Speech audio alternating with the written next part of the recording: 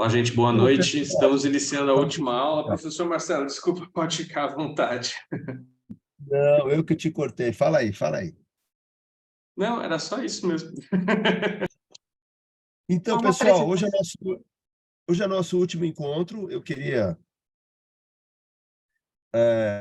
tirar, antes de mais nada, ver se eu tirava umas dúvidas com vocês a respeito das duas últimas aulas, né? Com conteúdos muito diferentes. A primeira aula foi uma aula especificamente de avaliação pós-ocupação. A segunda aula foi uma aula especificamente de retrofit. Eu queria dividir essa aula em duas partes. Primeira parte, tirar dúvidas com vocês das duas aulas passadas. Depois, eu vou mostrar o fluxograma de como é que junta a avaliação pós-ocupação com o retrofit. Aí vou tirar mais umas dúvidas e aí nós encerramos o nosso curto curso, né? Os trabalhos que a gente tem desenvolvido aqui no Reabilita, já falando sobre o trabalho final, o que nós já temos praticado há alguns anos para o trabalho final é que os alunos estruturem uma APO, não precisa aplicar uma APO, né? Estrutura uma APO significa, olha, eu vou aplicar uma APO num conjunto residencial, ou vou aplicar no meu edifício, que eu trabalho, na minha empresa, enfim, ou vou aplicar na minha casa, com os moradores. Como é que você estruturaria uma APO? O material de apoio está no curso, né? Tem um livro nosso publicado em PDF, que também, desde o início do curso, que ele faz parte da bibliografia. Lá tem modelo de questionário. Então, se o procedimento não mudou, né? Eu posso até perguntar para o Tiago, enfim, para a Rejane, se porventura mudou. Se não mudou, né? A contribuição dos alunos seria essa, estruturar uma APO. Você sabe se mudou, Rejane?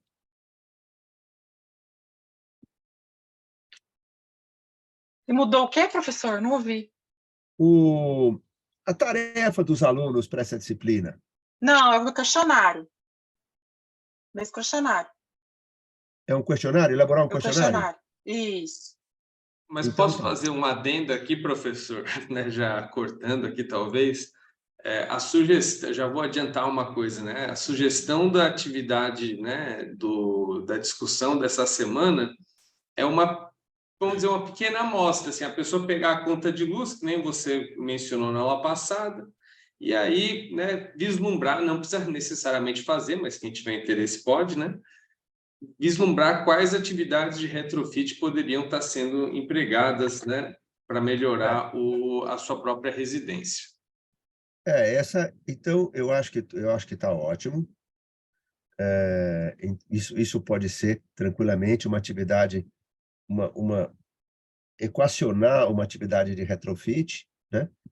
Ou elaborar um questionário de avaliação pós-ocupação, como disse a Rejane, em algum ambiente, pode ser um ambiente corporativo, pode ser a sua própria casa. O E ideal é fazer um tem, exercício, né? professor, desculpa interrompê-lo. E tem o cálculo que o senhor mandou daquela planilha de retrofit. Aquele cálculo que o senhor mandou a planilha. Eu botei lá no Moodle para eles também. É um exercício também, né? Eu mandei a É planilha para optativo.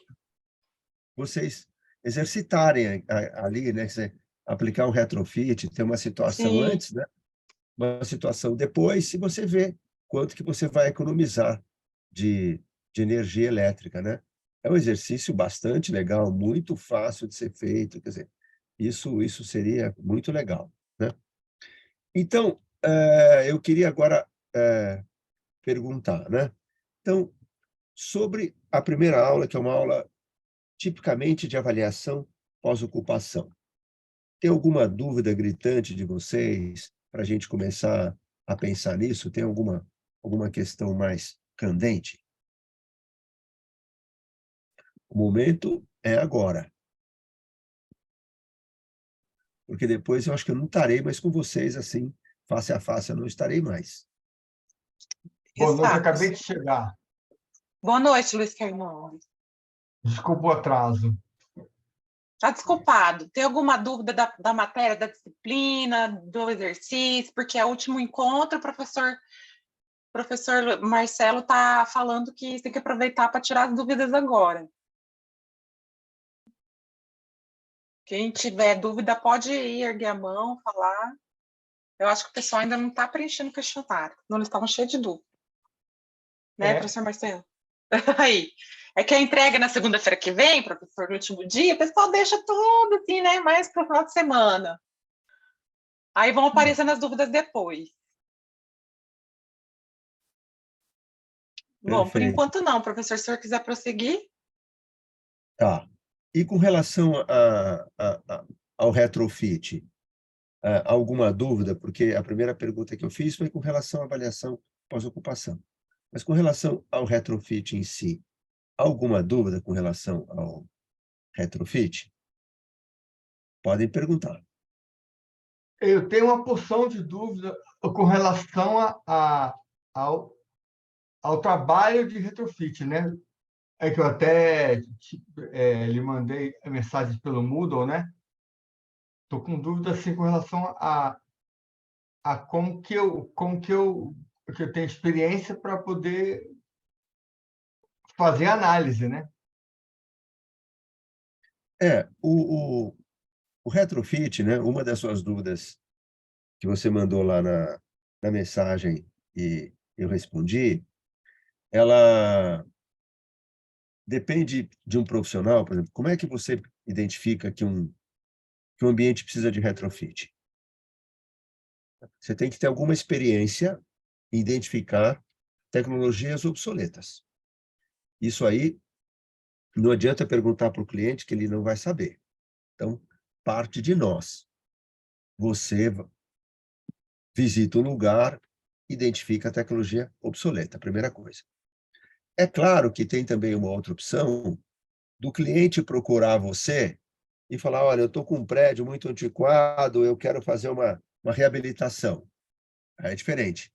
Aí o cliente te procurou, mas também precisa ter alguma bagagem técnica nossa para identificar o que ele pode, onde ele pode reduzir o consumo de energia.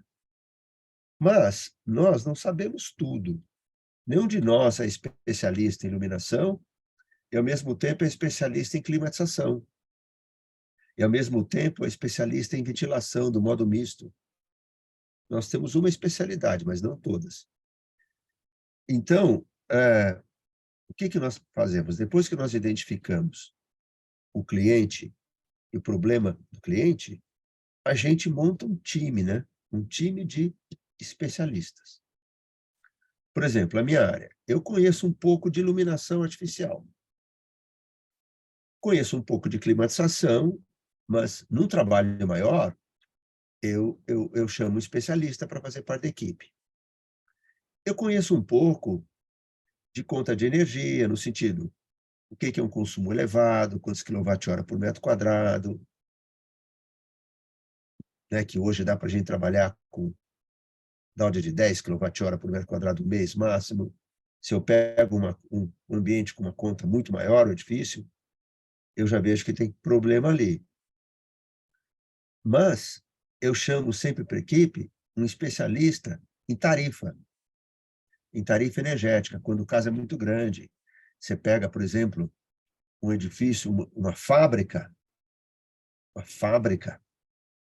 aí eu chamo um especialista em tarifa, porque ele vai analisar as contas de energia, ele vai analisar se a demanda de energia está muito acima da demanda contratada com a concessionária, ele vai analisar se tem transformadores não necessários ligados. Então, eu chamo um engenheiro elétrico que entenda dessas grandezas elétricas. Chamo um engenheiro em ar-condicionado, em climatização. Eu faço a parte de iluminação, e se o prédio tiver outras especificidades, a gente chama especialistas para cada área. Então, o ideal é montar um time. Agora, a primeira abordagem, Luiz Fernando, se vale a pena você oferecer para um cliente ou não um trabalho de retrofit, aí, é como eu te disse, tem duas situações. Uma situação que você reconhece que há necessidade e uma situação que o cliente te procura. Por exemplo, eu contei para vocês o caso daquele hotel, que eu fui, um hotel fazenda, que eu fui com a minha esposa passar um fim de semana, e eu identifiquei um potencial enorme de retrofit. Olhando, você já olha, a gente sabe qual é a última tecnologia de iluminação. A gente sabe o que é. A gente sabe que ar-condicionado de janela hoje é muito menos eficiente que o equipamento central. O equipamento central é mais eficiente. A gente tem alguma noção das coisas.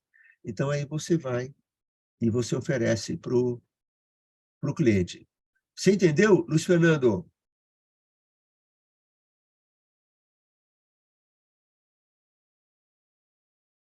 Eu entendi. No meu caso, eu tô estudando uma forma de abordagem de um escritório já constituído para poder tentar uma parceria aqui na cidade.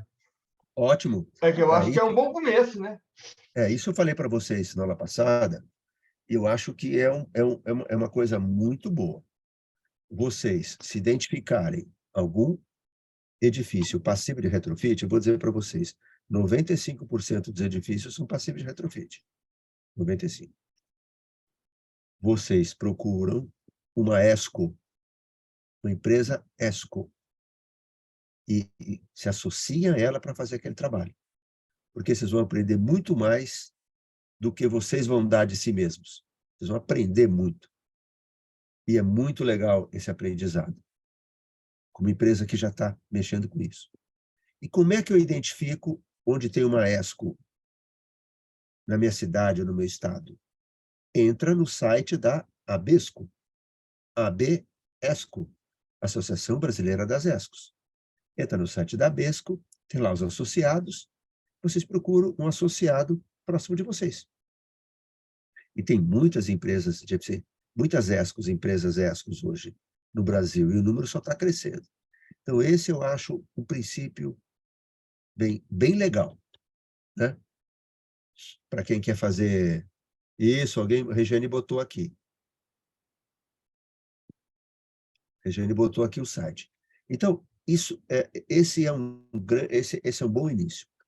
Quem quiser aplicar uma avaliação pós-ocupação, segue o modelinho do nosso livro, que está disponível no site do Reabilita.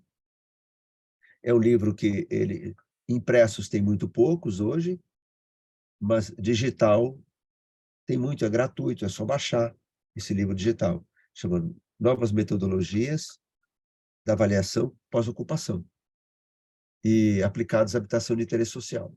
Lá tem a metodologia toda que serve não só para habitação de interesse social, serve para qualquer lugar. Lá tem o modelo de questionário, de como a gente faz pergunta. Lá tem o tamanho do questionário.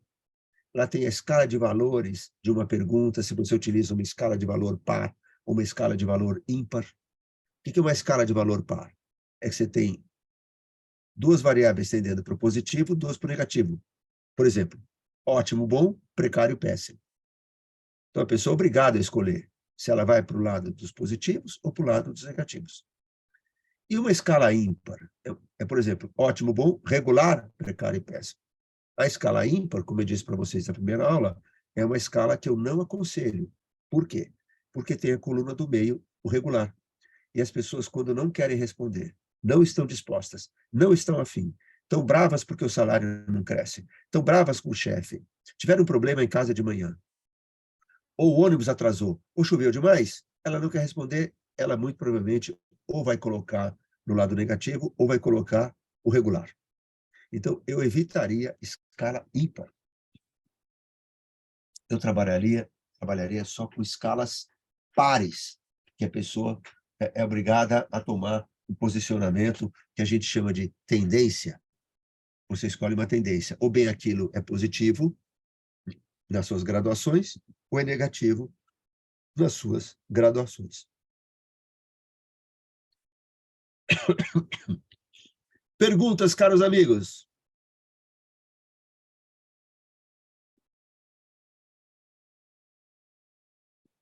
Professor, você vai tirar dúvida sobre a questão da tabela do Excel? Posso? Claro que posso. Como preencher com a continha de luz? Você não tem a dúvida agora? Não, pode ser lá mais para o final da aula, se alguém tiver também essa dúvida. Não precisa ser Olha, agora. se tiver essa dúvida, pergunta. Se alguém mais, além de mim, tiver essa dúvida também, pode ser respondida mais para frente, mais para o finalzinho da aula. A tabelinha do Excel é uma tabelinha que ela tem duas situações, a situação antes do retrofit e a situação depois do retrofit. Então, você escolhe o tipo de lâmpada, quantas horas fica ligado por dia, se fica ligado no sábado, no domingo, e aí ele vai te calcular, você coloca o preço do quilowatt-hora e ela vai te dar qual é o consumo daquele ambiente por mês, qual é o consumo daquela residência por mês.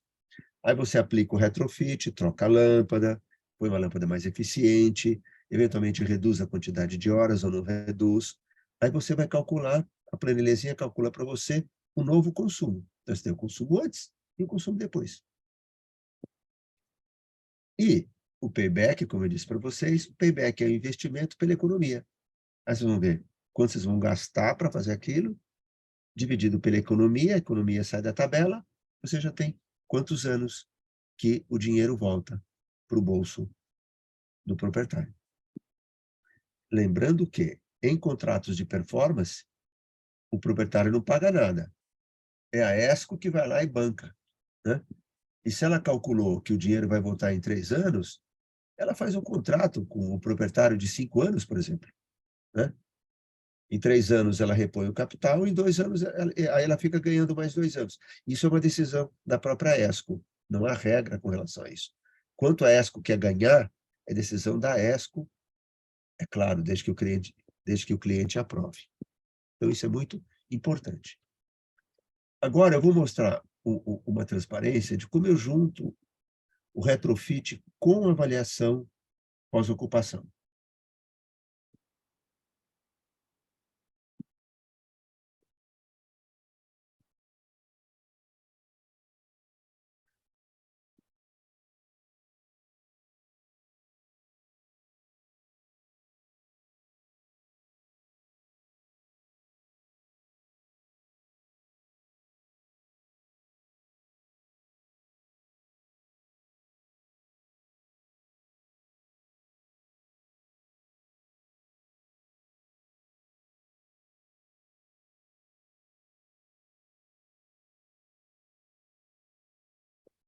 Com retrofit. Bom, é assim.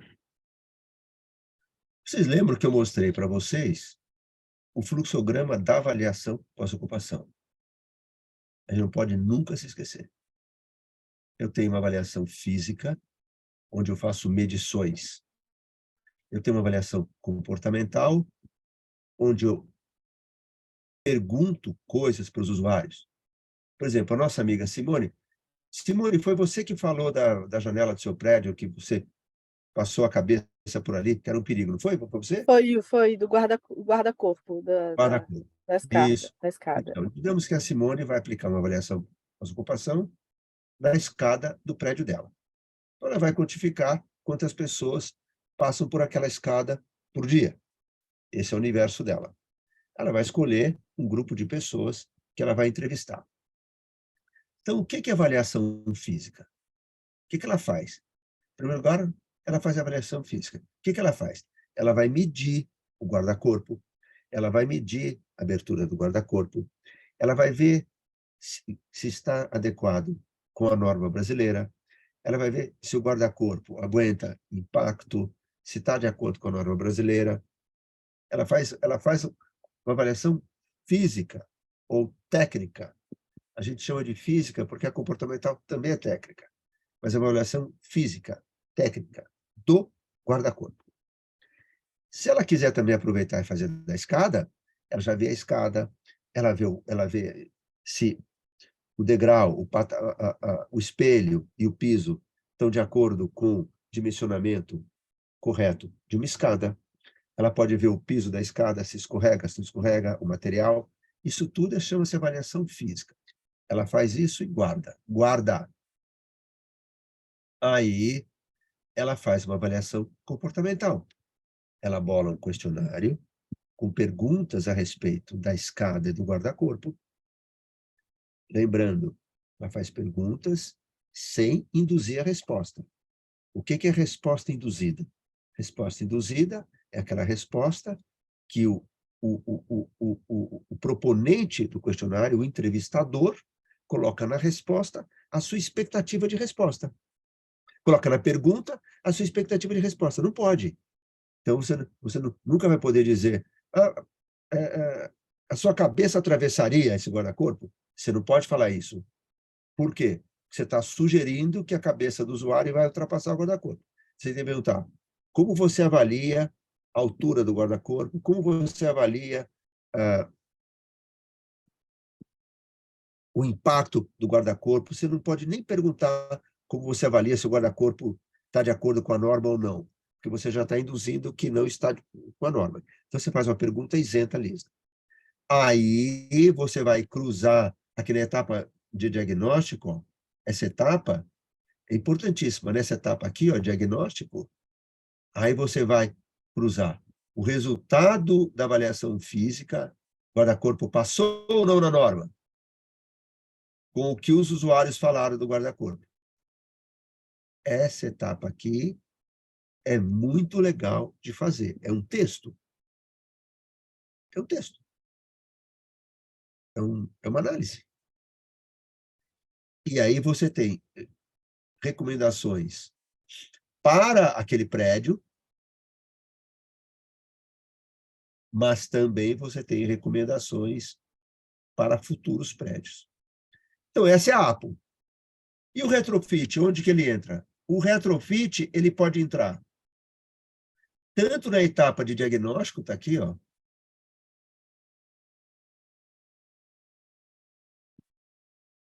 como ele já pode entrar na etapa de recomendações. Aqui.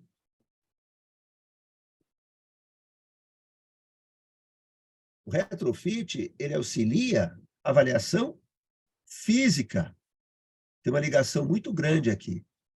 Ele é um item da avaliação física. Por quê? Porque você aplicou retrofit, você sabe quanto pode economizar, você sabe quanto tempo se paga o investimento. Então, o retrofit, vou até botar outra cor aqui, ó. O retrofit é um elemento da avaliação física. Ele não é um elemento da avaliação comportamental, da avaliação física. É mais um input que você vai ter a respeito disso. Eu preciso que vocês me digam se vocês entenderam isso.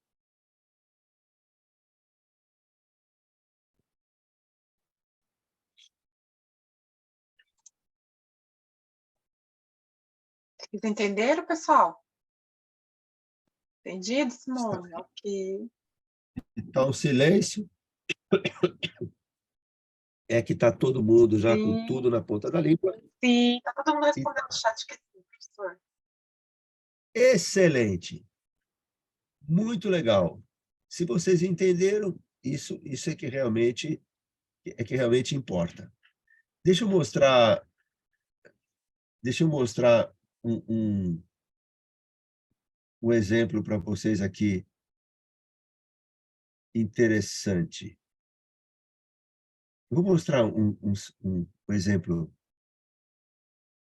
um pouco mais simples e depois eu mostro um exemplo um pouco mais complicado.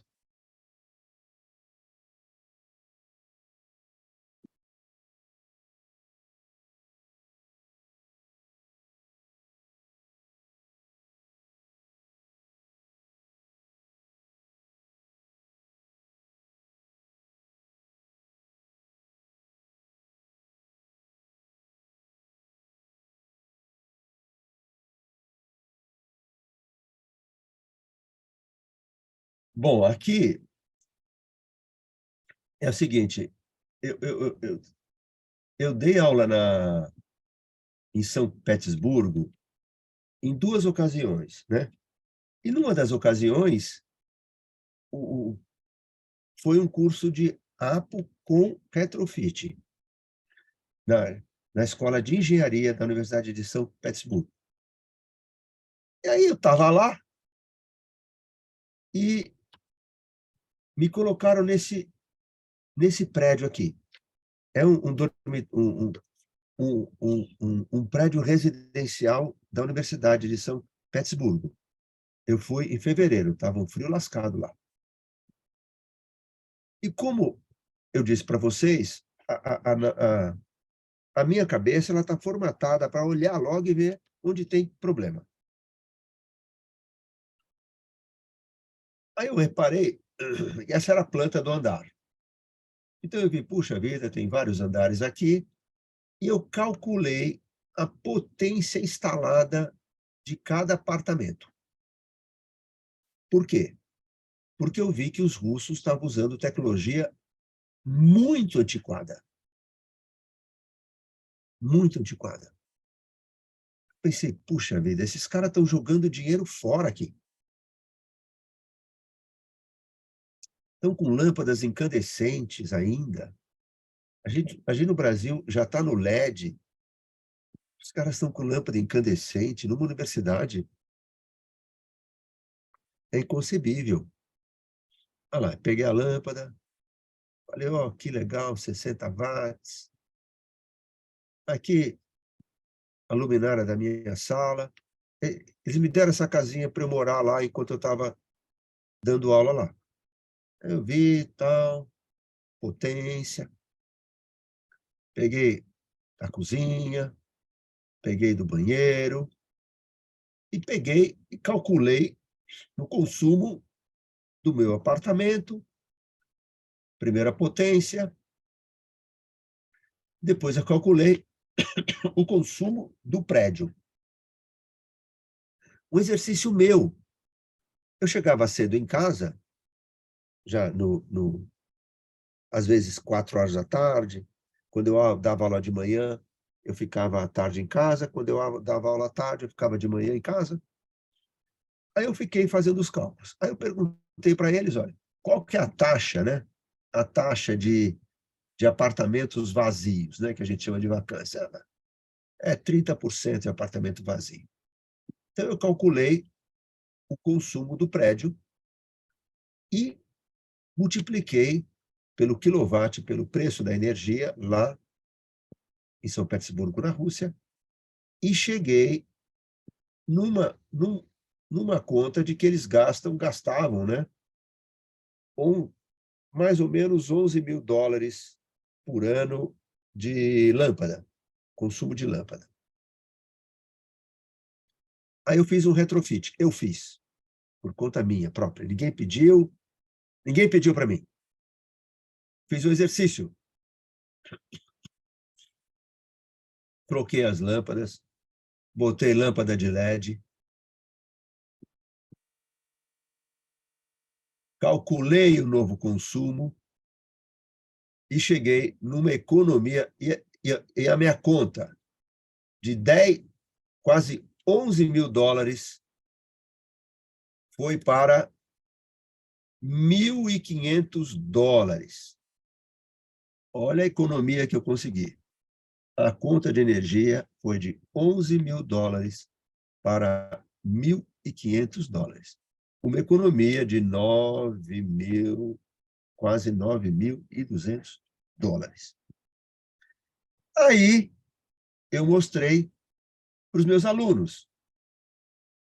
Nossa, todos eles ficaram abismados, falaram, pô, professor, se está acontecendo isso no seu prédio, está acontecendo no nosso.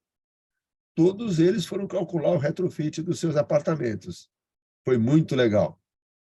Aí eu mostrei para os professores da universidade, meus colegas lá, falaram, olha, a universidade está jogando muito dinheiro fora. Aí os meus colegas falaram, não, vamos falar com o vice-reitor. Aí fomos falar com o vice-reitor, apresentamos isso. Ele ficou muito entusiasmado, mas falou, mas, professor Marcelo, tem um probleminha aqui. Eu falei, qual? Ele falou, a energia aqui é abundante. Nós temos muito gás aqui. E a gente produz muita energia elétrica. E, conclusão, o que ele falou? Agora nós não vamos fazer o retrofit. Veja, eu não pedi dinheiro nenhum, eu não ofereci contrato de performance, eu não ofereci ESCO, eu não quis receber nada, eu já estava sendo pago para ser professor. Eu entreguei para eles o cálculo retrofit de graça. Eles, se quisessem fazer, fariam. Se não quisessem fazer, não fariam. Naquele momento, não quiseram fazer. Mas os professores... Aí eu me uni com os professores e a gente publicou um trabalho numa revista europeia que foi o maior sucesso. Então, deve ter repercutido bastante lá na Rússia, na universidade, esse produto. E o mais legal é que os alunos se interessaram. Então, eu estou só mostrando como o retrofit é uma coisa real, viável, de economia real mesmo, em qualquer lugar. Não é só lá, não. Agora eu vou mostrar um outro caso para vocês. Deixa eu fechar isso aqui.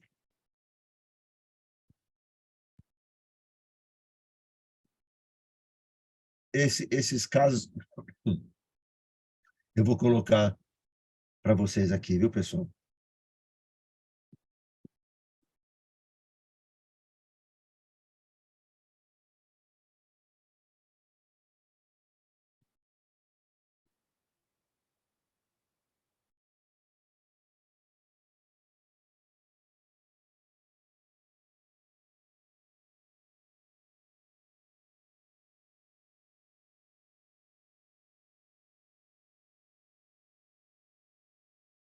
Estão vendo? Enxergamos.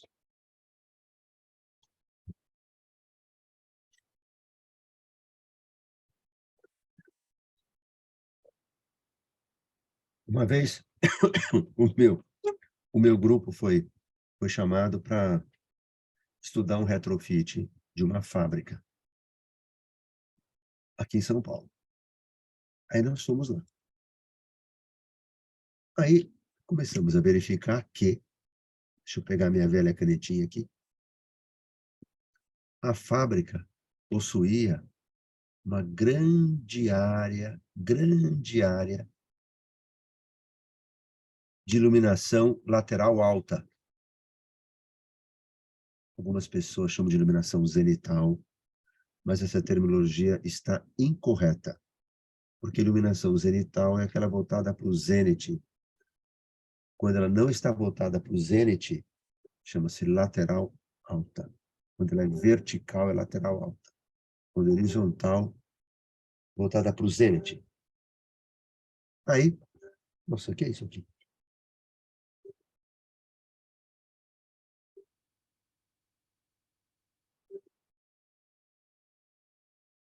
Aí, beleza. Aí verificamos que esses vidros da iluminação alta estavam totalmente obstruídos. Nunca foram limpos. A luz não passava mais como deveria. Todos esses vidros. A luz não passava. Alguns estavam até verdes. Aí fizemos o seguinte, medimos a iluminância da fábrica, esses dois eixos. Eixo A e eixo B. E encontramos médias. Desligamos todas as luzes da fábrica e verificamos níveis muito baixos de luz. 135 lux, 113 lux. Ora, numa fábrica, você, dependendo do que você faz, você precisa de 350, 400, até 500 lux. Então, era uma fábrica totalmente dependente da luz artificial, mesmo tendo muita luz natural. Guardamos isso conosco. Aí continuamos a investigação. Aí fizemos uma simulação. Aí onde entra a simulação, que eu não sei para vocês o retrofit. O que aconteceria se nós trocássemos os vidros? Trocássemos os vidros. Então, aqui é a curva, essa curva aqui em vermelho, é a curva da fábrica antes, e em azul, o que aconteceria com a quantidade de luz.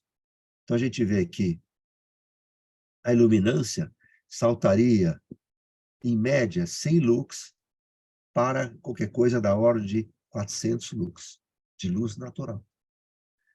Então, só trocando o vidro, nós praticamente viabilizamos que a fábrica inteira trabalhasse com luz natural. Porque se você imaginar que a fábrica trabalha até 5 horas da tarde, ela vai trabalhar com luz natural o tempo todo.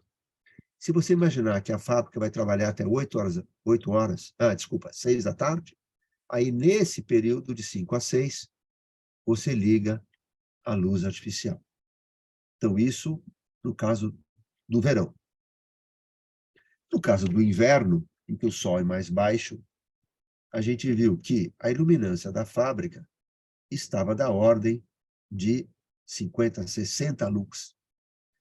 E fizemos uma proposta, a mesma proposta do vidro, elevou essa iluminância para valores médios aí, qualquer coisa como 230, 240 lux. Então, no inverno, a gente teria 240 lux, mais ou menos, e você teria que complementar a iluminação da fábrica com 160 lux, se você quisesse 500 lux. A Luísa fez uma pergunta. Luísa? Professor, dá para me ouvir? Dá. Acho que meu microfone também tá. Não? Tá. Eu não entendi muito bem essa curva da proposta no verão. Tem uma parte, parece que mais ou menos umas 4 horas, dá uma caída. Dá. Ai, Dá uma caída, porque o sol fica baixo. Dá uma caída mesmo. mas às 5 horas ele volta a subir um pouco. Não, ele cai um pouquinho, ele cai, e aí, naquela orientação daquele prédio, ele cai ligeiramente, sobe muito pouquinho e cai. Essa subida aqui é muito pequenininha. Ele cai ligeiramente, sobe um pouquinho e desce. Pode ter sido por conta de uma nuvem, qualquer coisa ali. Entendeu? Entendi. Obrigada. É uma simulação. Então, aí a gente vê que, puxa vida, olha só quanto dinheiro os caras não estão jogando fora. Era só trocar o vidro. Claro, tem que fazer uma conta, quanto custa trocar o vidro, quanto custa a iluminação, aquela coisa. A gente fez isso também. Aí continuamos nosso exercício. Aí nós vimos que, olha que coisa interessante aqui do lado esquerdo. Eles estavam com um grid de iluminação na fábrica de 7 metros de altura para uma atividade que era feita aqui, ó, a 1,5 metro de altura. Por que lâmpada tão alta? Por quê? Porque uma iluminação de 7 metros de altura, olha o que a luz tem que fazer até chegar aqui embaixo. Os 7 metros de altura é muita coisa. Aí nós abaixamos esse grid para 3 metros de altura. Muito mais perto. Então, você precisa de muito menos luz. Foi um cálculo nosso. Aí, nós vimos que eles estavam com transformadores ligados sem necessidade. É claro que eu chamei o engenheiro elétrico para fazer parte dessa equipe. E vimos aí uma redução anual. Hoje, isso aqui, a gente pode multiplicar por 2 esse valor. Tranquilamente. R$100 mil por ano de economia. Só desligando um transformador. Quanto custa desligar um transformador? Nada. Você chama o pessoal da manutenção para desligar. Acabou. R$100 mil por ano.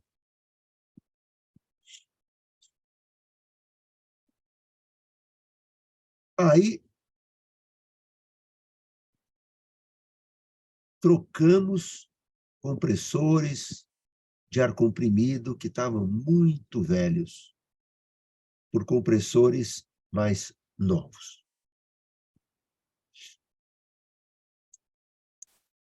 E depois chegamos nessa tabela aqui. Prestem bastante atenção nessa tabela. Essa tabela é a tabela decisória.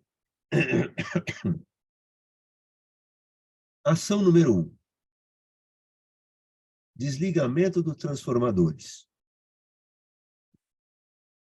Economia por ano, R$270 mil. Quanto custa isso, desligar o transformador? Nada. Nada. Payback, zero, volta na hora.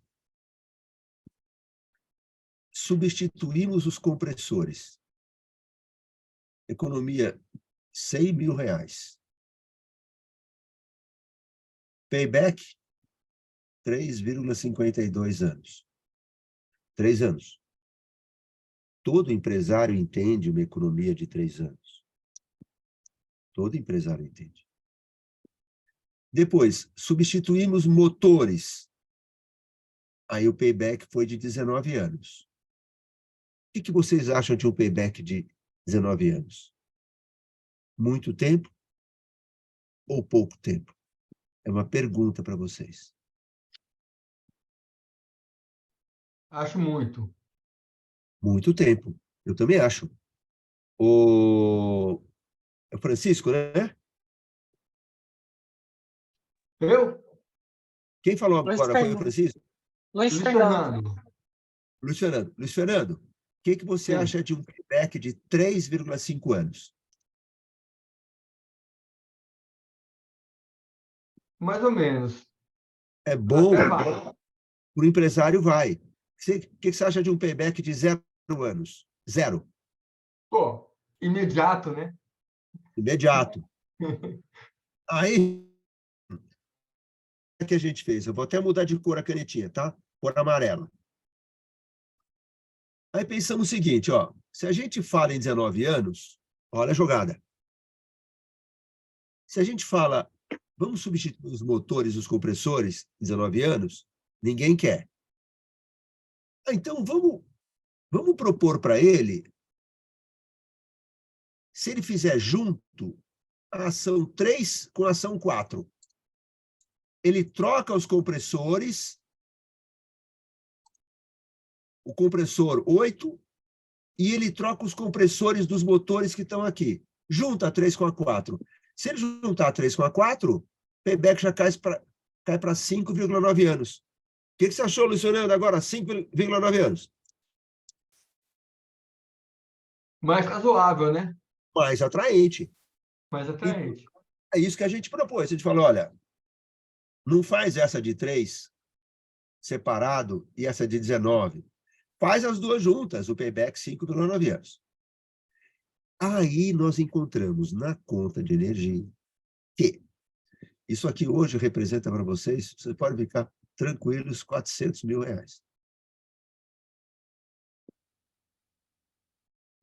Reparamos que eles, quando começaram a fábrica, eles contrataram uma certa quantidade de energia da concessionária, a gente chama demanda. Aumentaram sobremaneira a demanda e não fizeram a revisão do contrato de demanda com a concessionária. Conclusão, todo mês pagavam multa. Estavam gastando R$400 mil por ano de multa. Aí você pergunta, mas será que não tem alguém que olha isso? Pasmem, caros colegas. No Brasil inteiro, não tem. Aí, Falamos, vamos recontratar a demanda. Economia, R$400 mil por ano. Investimento, zero. Que isso significa reuniões com a concessionária. O que você acha? Professor, Oi? professor, o que quer dizer recontratação da demanda? É isso que eu te falei. Quando você começa o empreendimento industrial, você fecha com a concessionária um contrato de demanda. Ah, E ela é obrigada a te entregar aquela energia. Senão você para a sua indústria. Só que ela fala para você, eu vou te entregar. Eu vou separar um X de quilowatt de demanda para você. Se você não consumir, você vai pagar o mesmo X. É justo. Porque ela deixa de vender para outra pessoa e ela separa para você. Mas ela fala para você o seguinte, se você consumir mais, você vai pagar uma multa, que eu não me programei para te entregar. Também acho justo. Só que, se você aumentar o seu consumo, e você não for lá renegociar o contrato, falar, oh, veja bem, eu consumia 300, agora eu estou com 400, ela vai te cobrar multa. E as pessoas não vão lá renegociar. Você entendeu, Luiz Fernando? Esse item, só esse item, tem um caminhão de dinheiro no Brasil para ganhar. Tem milhares de empresas pagando multa de ultrapassagem de demanda no automático. Aí, substituímos as lâmpadas, né? Substituímos as lâmpadas. Olha que interessante. Economia de R$223 mil. Payback. Opa, eu apaguei aqui, peraí. Tem que voltar. Ai, caramba. O payback aqui é 0,95 anos. Um ano. O que vocês acham de um payback de um ano? Muito razoável. Depois, substituímos outras lâmpadas, payback de 5,8 anos. O que vocês acham de um payback de 5,8 anos? Muito pouco. Fala, pessoal. em relação à economia, pode ser bom, mas 5 já é bastante também, né? Mas 5,8 anos é muito. O que a gente fez? A gente falou para o dono da fábrica. Então, se a estratégia 7 deu payback de um ano, a estratégia 8 deu um payback de 6 anos, faz as duas juntas. Payback foi para 2 anos. Aí o cara falou, beleza, agora eu faço. Essa é uma estratégia. Professor, Sim, o aluno Luciano quer fazer uma pergunta. pode perguntar. Professor, entra nesse cálculo a vida útil dessas lâmpadas, por exemplo, Entra, ou desses equipamentos de iluminação? claro. Tá. Entra sim.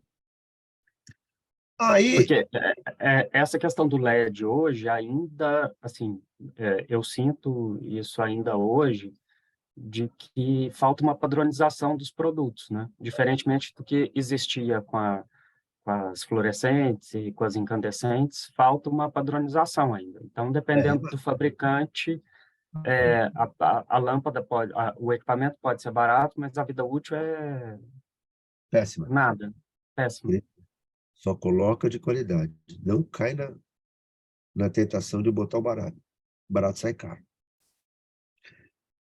Agora, lembra que eu falei para vocês, espera um pouquinho, só para falar essa última aqui, aí eu abro a pergunta. Lembra que eu falei para vocês dos vidros que estavam sujos, verdes? Vocês viram aquela curva mínima de iluminação? E se limpasse o vidro, aumentava muito? Então, ó, trocamos todos os vidros, o payback 4,8 anos. Ainda dá. Até 5 anos, qualquer empresário entende. Eu faria. Depois de 5 anos, essas fábricas são feitas para durar décadas, não 5 anos. Ninguém faz uma fábrica para durar 5 anos. Então, depois de 5 anos, é só economia no bolso. Então, eu queria muito mostrar esse caso para vocês. Então, agora eu abro para perguntas. Eu tenho duas perguntas, professor. Pode perguntar. Perdão, desculpa. Não, é porque eu não tinha levantado a mão também. Eu não entendi muito bem como é que ficou, como é que você juntou o 3 e o 4 e aí diminuiu aquele 19 para 5, pouco. Você tem a 3 que tem um investimento, que dá um payback alto. A outra que tem um investimento que dá um payback baixo. Aí você fala para o cara, vamos fazer as duas. Aí você junta o investimento, divide pela economia, o payback cai. Ele não fica nem o alto lá em cima, nem o baixinho lá embaixo, fica um payback médio. E aí, entendeu? Aí o cara fala, não, assim eu quero. Mas ele, se você não falar isso, ele não vai ter essa ideia. Eles não têm, o empresário não tem essa ideia. Imagina, o cara faz camiseta, faz empadinha, fábrica de enlatado de peixe. Ele não tem a cabeça para essas coisas, é você que tem que falar. Entendi. Entendeu? Certo. Então, olha, isso não é só no Brasil, isso é no mundo todo. A reabilitação de edifícios é uma coisa real, é no mundo todo. E a gente vai dizer, mas está todo mundo errado? Não é que está todo mundo errado. É que a tecnologia avança, a tecnologia melhora, e alguém tem que chegar lá e falar para o empresário, olha, tem uma nova tecnologia, muito mais eficiente para você. Posso trocar? Te interessa?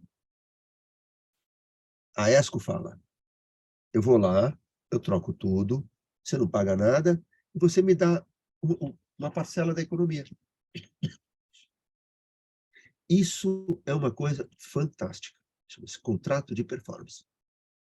Luciano, tinha pergunta. Eu tenho duas. A primeira é assim, por que nesse caso, o senhor escolheu vidro aramado? Porque já era aramado lá. Tá bem. Tá. A gente manteve. Para não dar Agora, zebra.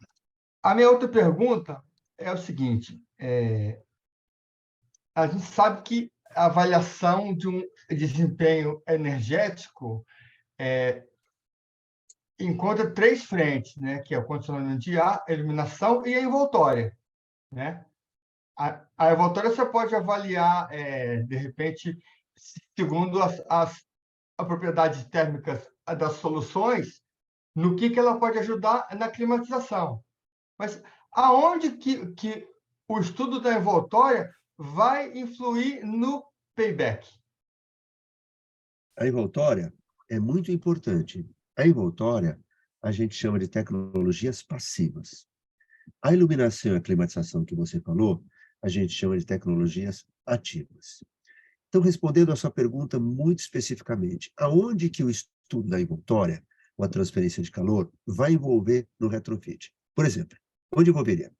Se você tem um edifício de escritórios que está com alto consumo de energia, e você tem na envoltória muito vidro, que a envoltória ela é composta de 2 elementos. A envoltória opaca e a transparente. A opaca, raramente você vai poder mexer, você não vai quebrar as paredes todas, substituir, payback vai lá nas nuvens. Mas a transparente você pode. E eu já fiz um trabalho desse com um aluno desse curso, foi publicado na revista aí da UNB. Ele viu que pela envoltória transparente estava entrando muito calor. E a máquina do ar-condicionado, e aí, consequentemente, trabalhava mais o consumo.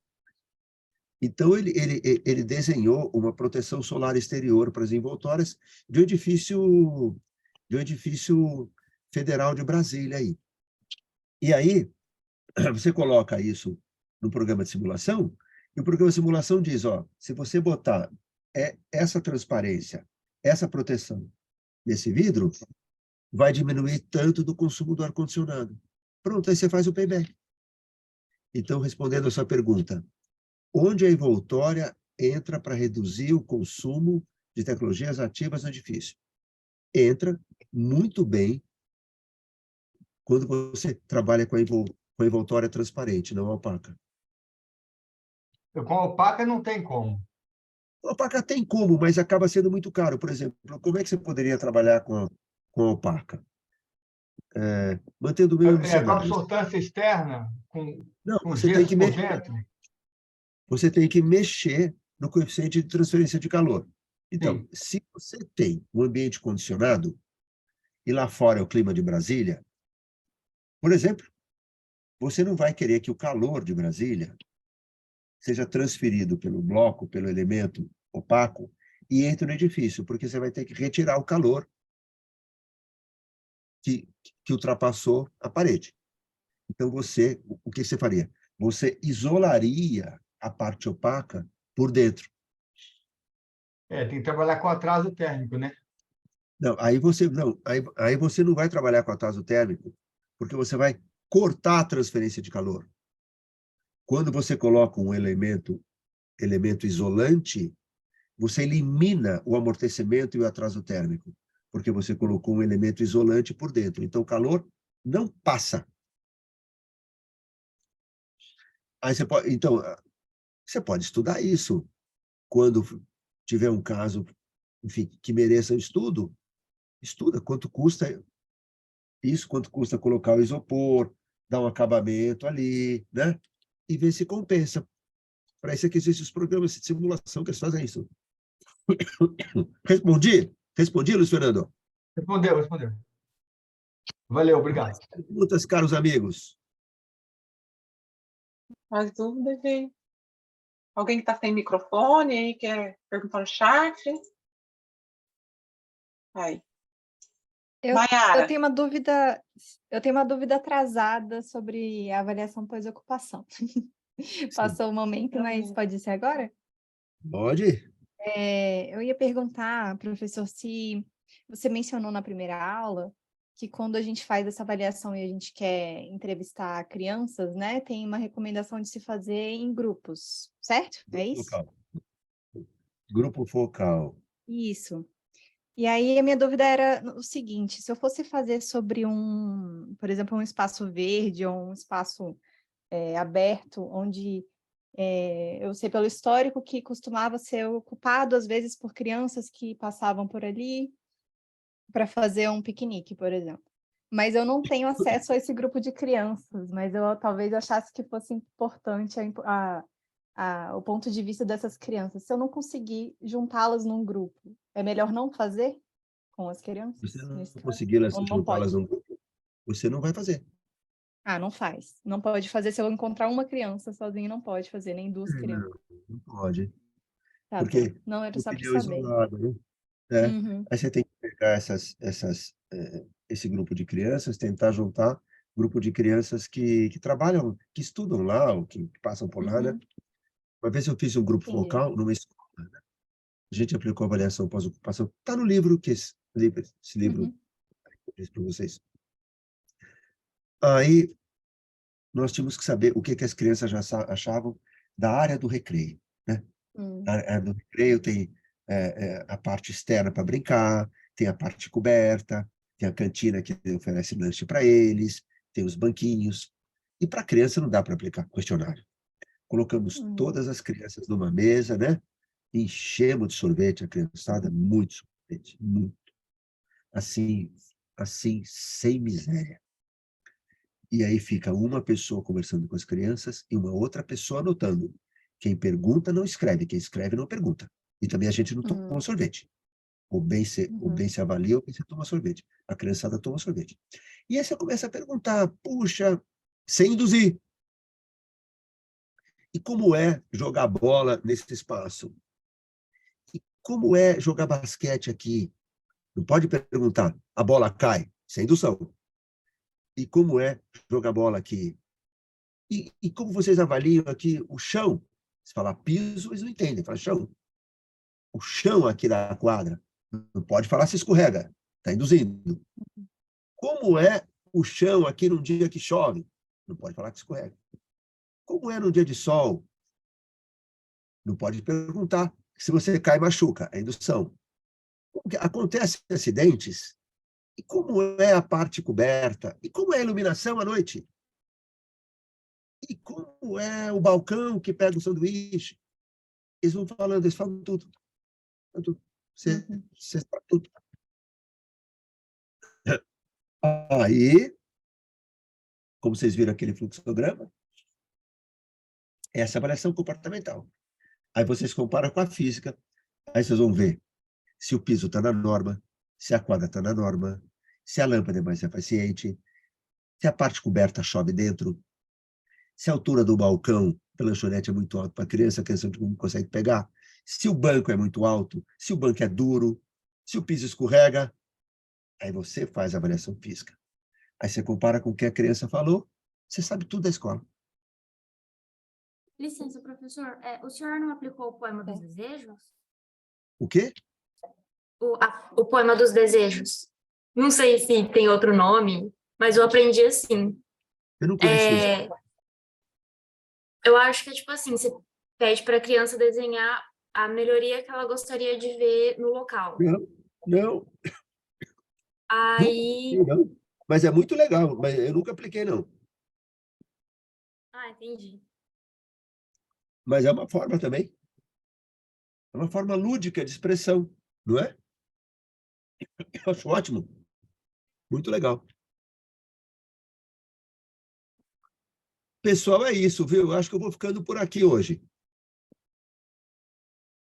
Espero que vocês tenham compreendido esses nossos momentos, a importância disso, tanto da APO quanto do retrofit, para a profissão de vocês.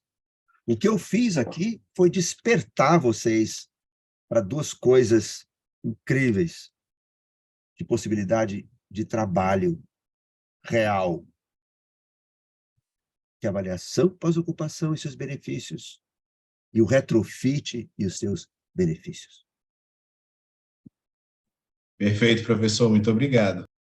E de nada, eu vou falar mais uma coisa. No início da aula, da primeira aula, eu falei para vocês assim, os arquitetos brasileiros não entenderam a importância da avaliação pós-ocupação. Entendem muito mais a importância do retrofit, mas não entendem a importância da avaliação pós-ocupação. E os clientes entendem menos ainda, que são os mais beneficiados. E isso significa o quê? Significa que a seara está aí e faltam ceifadores. Ela está aí. Tudo por fazer. Eu imagino o benefício da APO em restaurante, em supermercado. Nossa, ontem na minha universidade, né? Eu participo das aulas, testes de candidatos a professores. E um professor da Unicamp se candidatou para dar aula lá para nós, e ele mostrou uma experiência feita com usuários em supermercado. Olha que interessante, eu não sabia.